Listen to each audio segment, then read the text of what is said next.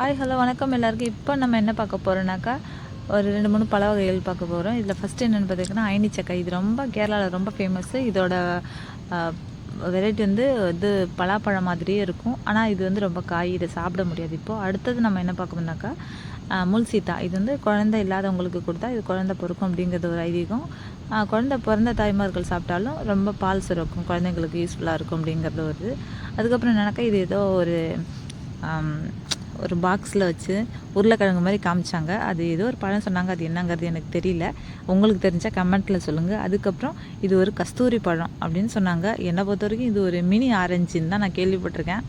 இதோட சதைகள் வந்து நம்ம ஆரஞ்சு பழம் எப்படி சாப்பிட்டா அப்படியே டேஸ்ட்டாக இருந்துச்சு, அவ்வளோ டேஸ்ட்டாக இருந்துச்சு. நான் ஒன்று உரிச்சும் சாப்பிட்டு பார்த்தேன், அது நல்ல டேஸ்ட்டாக இருந்துச்சு. லைட்டாக பிடிச்சிது, ஆனால் நல்லா டேஸ்ட்டாக இருந்துச்சு. இதை பார்த்தா கஸ்தூரி பழம்னு சொல்கிறாங்க, மினி ஆரஞ்சுன்னு சொல்கிறாங்க. இதோட ஒரிஜினல் பேர் உங்களுக்கு தெரிஞ்சால் காமெண்ட்டில் சொல்லுங்கள். தேங்க்யூ.